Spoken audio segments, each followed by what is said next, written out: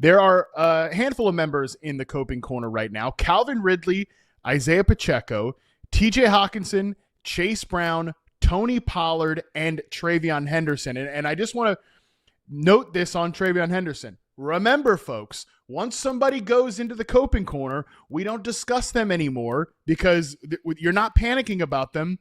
It's somewhere between Jover, and it's not going to happen right now. Okay, that's where we are at when somebody is in the Coping Corner. So we got a great email from Autumn C about Travion Henderson, but we're not talking about it. Autumn, shout out to you. I hope your fantasy teams are going okay, despite the fact that you have Travion Henderson, because once you're in the Coping Corner, we don't talk about it. And man, I think our decision to keep Travion Henderson was reaffirmed this past week when Terrell Jennings not only played more snaps than Travion Henderson, Justin Boone, he also got a little attaboy in the hallway after the game from Mike Vrabel. I don't know if you saw this, but said, "We found our 5-minute back, baby." So Mike Vrabel jacked up on Terrell Jennings, not so much Travion Henderson. So I don't know if you have a comment on that or if you want to address any of these other names, potentially take them out of the Coping Corner. The floor is yours. There's no one that I think warrants being taken out just yet. There's a couple of guys that made cases to maybe be put back on consideration for getting out of here at some point soon. Like you look at how good that Bengals offense looked with Joe Flacco and Chase Brown going over 100 yards in that game. Some easier matchups coming up for them. We did talk about that. When Burrow went down, we did talk about how the schedule was going to be so hard for the next stretch, but that later in the season it would get easier and that maybe, just maybe, we could get some value from Chase Brown then. So wouldn't shock me if down the road we might pull him back out, but right now he stays in there. I'm not worried about really any of the other guys here. I mean, Hawkinson, I feel bad for because that touchdown, it was a touchdown. Like he caught that ball. I don't know how they reversed that and don't think it's a touchdown, but regardless, we will forever, once or twice a year, there's always going to be those plays that we just don't understand what's a catch and what isn't a catch. And then Henderson at this point, like we said last week, he's a 1 injury away guy. He's not coming for this starting job. Like with Jennings getting out there late in the game, them not even giving Henderson like the garbage time work. What now is the case for Henderson? That like they're hiding their secret weapon, that they're like putting him in bubble wrap and at some point they're going to unleash him later in the season. Like that's like the Patriots galaxy braining the whole thing. Like, no, it is not. It's over for Henderson unless we get a Ramondre injury. And then at that point we'll reassess. So no, nobody in my mind coming out of the Coping Corner right now. Yeah, Isaiah Pacheco had himself like a decent game here, but even in the first half when it was it was kind of a complete blowout from the first whistle onward, but nevertheless, in the first half when they didn't start resting starters, it was still 8 touches for him, 5 for Brashard Smith, and 4 for Kareem Hunt. So I don't think that was enough to get him out of the Coping Corner either. I agree. The only guy that I'm kind of looking at right now is Chase Brown, that maybe in a couple of weeks we consider him. I do just want to say, shout out to me, Justin Boone, for saying, like, let's not put Travis Hunter in the Coping Corner, because we would have had a tough conversation coming out of this past week's game where he finally broke through. I know it was obviously when the game was basically over, but nevertheless, I feel a lot better. We'll talk about another Jaguars receiver again later on in the show. But at least for now, there was an injury, which we'll talk about, that might have helped Hunter a little bit. But yeah, good job by you keeping him out of there for now. For now, we'll see. Again, we'll talk about another Jaguars wide receiver a little bit later on in the show. But with that, let's get into your email submissions, starting with Doug W. Sends in this email. Hey, love the show. Whenever you can compliment the show, that's a good way. That's a good way to start it off. Is Jeanty trustable after the bye week? I don't see any matchups that look good considering how it went against the Chiefs. I have him in guillotine, and it feels like he's going to be riding the bench. Thanks. Boone, what is your kind of panic level on Ashton Jeanty right now? I'm going total panic on this one. And it's not really because the Chiefs game, because like you said, when you're talking about Pacheco there, like that game was a blowout from the jump. I think my concern, though, is that a couple weeks ago, I was talking him up as a guy who's starting to get more work in the passing game, right? He had 11 targets over 2 weeks. And it was like, okay, if he's at least getting that kind of volume, then no matter what the matchup is, if they do fall behind, he'll be able to save himself. And yet since then, we're not seeing that at all, right? Just 1 target in week 7. If he's not going to get the receiving work with the way this offense has looked, with the injuries they've had on the offensive line, with the struggles that Geno Smith has had, with I think Jacoby Myers probably being a lock to get traded. If anybody's getting dealt, I feel maybe the strongest that Jacoby Myers is not going to be a Raider in a few weeks here. I think Jeanty, like, what is the silver lining? What is the path for him to really saving his fantasy value other than just being this kind of risky RB2 that you need to find the end zone? And this is a team that's probably going to struggle way more often than not. So not a lot of positive game scripts.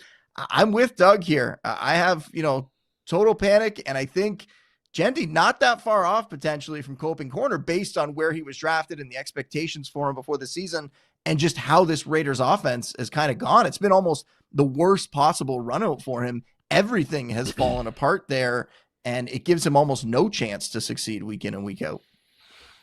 Man, yeah, I'm with you that I'm really close to making an argument for the Coping Corner here. Like, my instinct is actually to say Coping Corner on this one just because of what you said, the expectations. That's something we're going to kind of bring up throughout the course of this program here, like bringing back not just from a positive standpoint, but also when we start to get some of these negative performances. Like, let's remember the expectations for this player coming into the year. But for Jeanty, the expectations were very, very high. I would argue at times they were a little bit too high considering the team environment. And even with saying that, the team environment has been way worse than I could have possibly imagined. Yeah. I love this tweet from Daniel Jeremiah. I just watched the all 22 sideline only of the Raiders offensive snaps versus Kansas City. It took me 4 minutes and 44 seconds. I noted Nate Tyson's tweet about this yesterday that they only ran 30 offensive plays, which was a historically low amount. Yeah, obviously it was an outlier in terms of just how bad it was yesterday, but it's been bad all season long for the Raiders. And they go into the bye this week, which is nice. Then they come out, they get Jacksonville, Denver, Dallas, Cleveland, Chargers, Denver again, Eagles, Texans, Giants, and then Chiefs in week 18. So there's definitely maybe Dallas is maybe starting to turn things around defensively, but there's not a lot of like clear, glaring yes spots for Ashton Jeanty. And I don't know, man. I watched that offensive line yesterday, and the crazy part about this, Boone, is that I think guys like Jackson Powers-Johnson and DJ Glaze were okay last year, young players that showed some promise. Not only was it clear from the beginning of the season, oh my God, those guys are worse than they were last year. I think they've gotten worse as the season has gone on. And I didn't think we'd be entertaining, like, is Pete Carroll going to be one and done as the Raiders coach? But there's part of me that thinks this is so bad that this could just all get blown up by the end of the year from a team building perspective. Yeah, I think that's definitely a possibility here. And I went back to look because it was mentioned, right? Doug did mention that this is a guillotine league. And that makes me think about our buddy Sigmund Bloom and like the sabotage drop, right? Like, is Jeanty the kind of player that you do let go in a guillotine league because someone's going to get excited about that name and go pick him up, and they're going to be the one that starts him and has to deal with it? I think in a guillotine league, that makes a lot of sense right now, especially with him going on bye. If there's a player out there that you can get that you really like, Doug, drop Jeanty for him. I wouldn't be scared to do that in a guillotine league where you can reload, where there's going to be options on the waiver wire versus a regular redraft league where you're just not going to be able to find somebody in the waiver wire normally that's going to be able to give you anything close to Jeanty's production most weeks. So yeah, in guillotine, I would definitely consider dropping him, wouldn't you? Yeah, I haven't played enough guillotine leagues to really say for sure. I'm in my first one this year, going very well, by the way. Shout out to me. That's 2 shout out to me's in the first like 15 minutes of the show. I got to dial that back. That's my bad. That's the cold brew too close to the 5 p.m. Live show. So I apologize to the audience for that one. But I don't know. I don't know if I could do that, but I do hear your point from the strategy perspective, why that might make some sense. I would say one last note on Jeanty. Well, 2 last notes on Jeanty. 1, 9 routes in this game last week, 5 for Raheem Mostert, 2 more for Dylan Laube. So your point about the passing down involvement is really well taken. Like, where did you rank Jeanty this week? And do you think you will ever rank him that high again?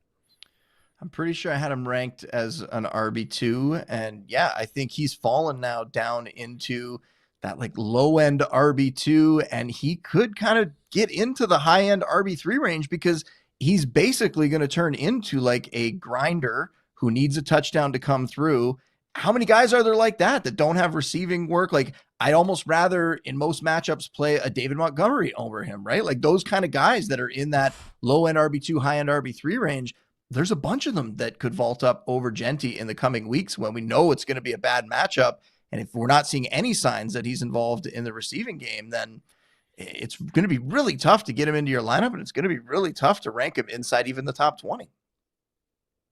This sounds like Coping Corner to me, Boone. I'll let you be the final judge here because this is the first real big fish. Like, some of these names we've had in here, they're obviously names, but this is the first real big fish we've considered. I'll let you be the final judge on this one, but it sounds Coping Corner to me. I'm going to hold off because the matchups will be easier than this Chiefs matchup was, and there will be games where they can stick around. So I'm going to hold off, even though we would get a pass because he has a bye week. So it's not like we'd have to revisit it next week. I'm going to hold off on Jeanty in the Coping Corner. I'm going to still keep him at Total Panic. All right, fair enough. Let's go to the next one here, which we're actually going to move a social submission up here to continue the running back panic talk and continue the big fish discussion here. Longtooth Tyrant, what a username, sends in this gif of Saquon Barkley and just says, hey, this is the worst first pick that I could have made.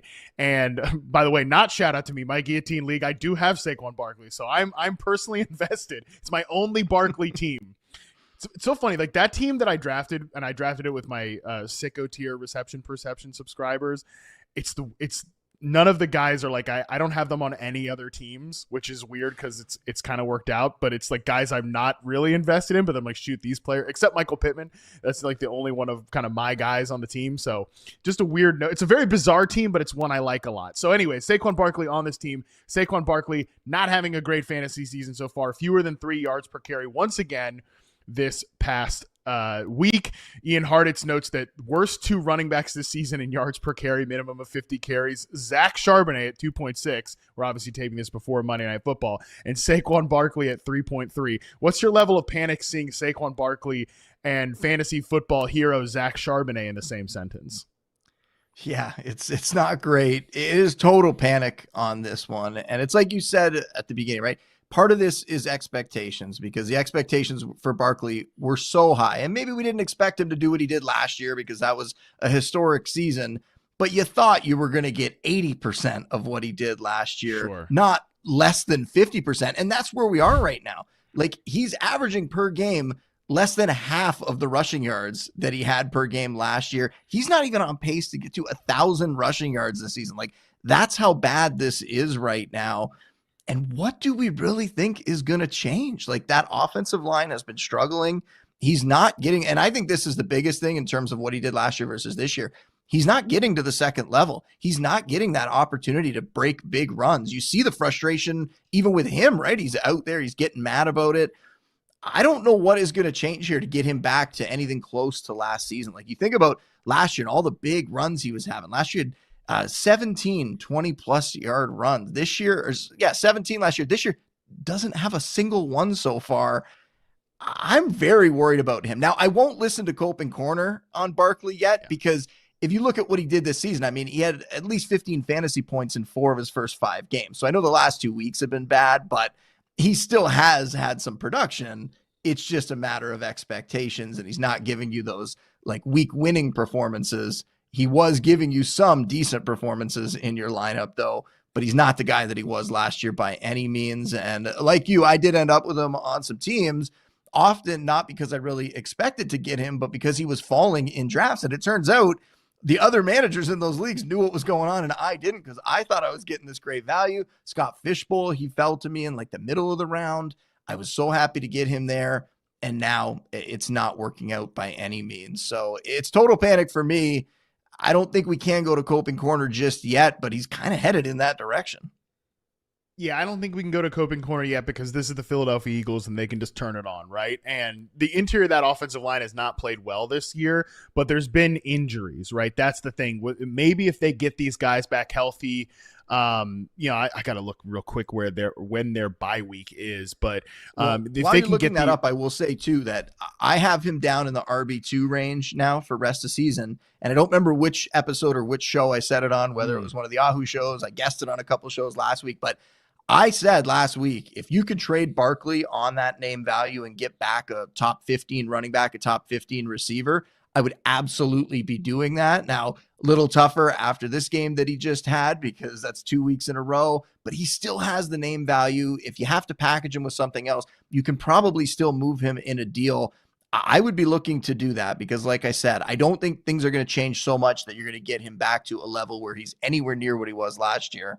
But what were you looking up? We bought you some time here. Yeah, week 9 bye. So week 9 bye, they got the Giants this next week, and then they come back from the bye. Green Bay, Detroit, Dallas, Chicago, Chargers, Raiders. Like, there's definitely some spots here where it can turn around for Barkley. Again, if that interior of the offensive line gets healthier, but there's definitely no question that his yards after contact is down. I think the Eagles as a whole actually rank 31st in yards after contact per running back run this season. So I just think I'm willing to put Jeanty in the coping corner. We didn't, but I was willing to put Jeanty in the coping corner because he plays for this terrible Raiders team. The Eagles, we should still they have some equity in terms of a little bit of faith in the long run here. Well, and teams have been stacking the box against them a little more this season for obvious reasons, right? Trying to stop Barkley and Hurts and make Hurts beat you with his arm. And then you have a game like this week where Hurts showed he can beat you with his arm. So maybe that does help even things out a little bit and makes defenses respect them a little bit more through the air. But yeah, I don't see a lot of paths to Barkley getting back to anything like he, was doing last season. I think we just have to move on from that and reset expectations where now he's more of an RB2 where you hope for some of those spiked RB1 weeks. That's a really good point by you on the what the Eagles passing game showed this week, specifically not just in the results and the stats, but it was the way they did it. It was some under center play action stuff, which we never see from this team. And if they can marry their run and pass game together, that could be something where, again, they come out of that week 9 bye and the offensive line is a little healthier. The system feels a little bit more cohesive under a new offensive coordinator. I'm not willing to fully bail on the Barkley stuff yet, but it definitely, I would be, and I do have him on this one team. I am totally panicked about what I'm going to get, what I've gotten so far from Barkley. Let's leave it at that.